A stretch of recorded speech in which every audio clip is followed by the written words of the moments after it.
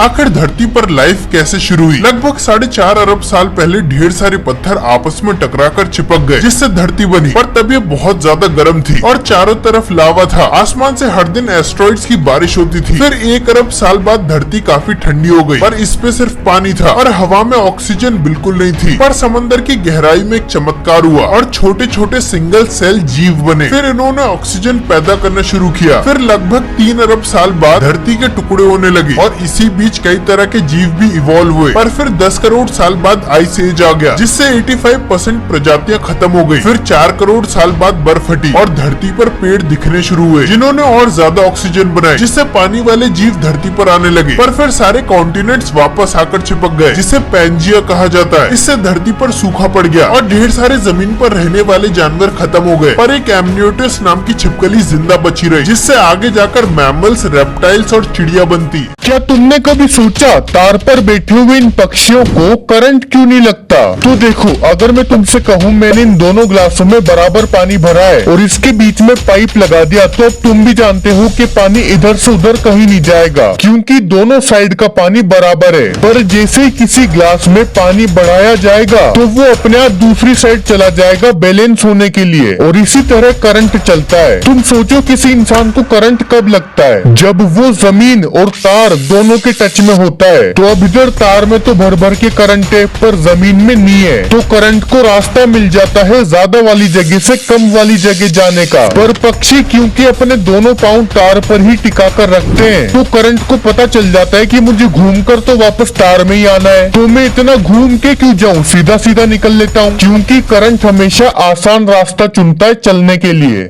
Airplane में इस जगह कभी मत बैठना। दरअसल 2012 में एक टीवी शो के लिए बोइंग 727 प्लेन को जानबूझकर क्रैश कर दिया गया। हालांकि ये क्रैश तो बस एक टीवी शो के लिए था, लेकिन उन्होंने इस प्लेन के अंदर इंसान की जगह डमीज को रखे थे, ये देखने के लिए कि जब कोई प्लेन क्रैश होता है तो ऐसी सिचुएशन में कौन सा हिस्सा सबसे सेफ रहता है। उन्होंने पाया कि जो पैसेंजर सबसे आगे बैठते हैं वो प्लेन क्रैश में मारे जाते हैं, और जो पैसेंजर्स बीच में बैठते हैं उन्हें गंभीर चोट आती है और उनकी जान बच जाती है, और जो पैसेंजर्स पीछे बैठते हैं वो बाकी लोगों से काफी सेफ रहते हैं, क्योंकि जब प्लेन क्रैश होता है तो फोर्स पीछे आते आते कम हो जाता है, जिससे पीछे की तरफ ज्यादा नुकसान नहीं होता। अगर आपका सामना कभी भेड़िए से हो जाए तो गलती से भी पीठ पीछे मत भागना। ऐसी सिचुएशन में जितना हो सके अपने आप को खूंखार दिखाने की कोशिश करो, उन्हें पत्थर या फिर डंडे से मारो, उनसे आई कांटेक्ट बनाए रखो और धीरे धीरे पीछे होकर पेड़ के पास जाओ और मौका देखते ही तुरंत पेड़ पर चढ़ जाओ, क्योंकि भेड़ियों को पेड़ पर चढ़ना नहीं आता।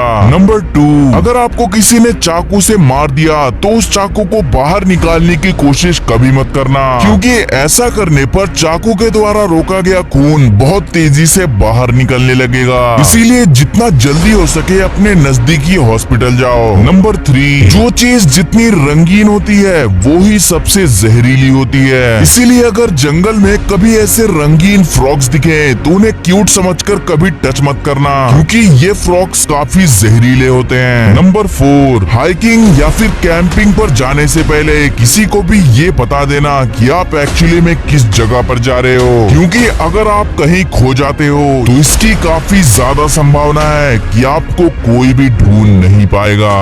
गलती से भी ये गलती मत करना जो इस लड़के ने की। दरअसल इसने अभी जिस चीज को ग्लास में पकड़ा है वो है एशियन जायंट हॉर्नेट, एक ऐसी बग जिसके पास फोटोग्राफिक मेमोरी होती है, यानी वो सामने वाले का चेहरा देखने के बाद उसे कभी नहीं भूलती। और अगर ये किसी इंसान को डंक मार दे तो ऐसा लगता है कि किसी ने सुई को गर्म करके अंदर घुसा दिया हो, जिसके बाद विक्टिम की नाक पानी की तरह बहने लगती है, जुबान सूज जाती है, होठ फूल जाते हैं, धड़कनें स्लो हो जाती है, रेयर केसेस में किडनी फेल, ऑर्गन डैमेज और नसीब बुरा हुआ तो मौत। आखिर ये ग्रैंड कैनियंस बनते कैसे हैं? देखो, जब इस बंदे ने रेत के गड्ढे में धीरे धीरे पानी डाला तो रेत गर्म होने की वजह से उस जगह का पानी सूख गया और रेत सख्त बन गई। फिर ऊपर से सूखी रेत डालकर गड्ढे को फिर से ढक दिया गया। यही प्रोसेस इसने 3 बार दोहराया, जबकि असली कैनियंस में ये हजारों बार होता है। और चौथी बार इसने ऊपर की ढीली रेत हटा दी तो भाई साहब जो निकला वो देखने लायक था।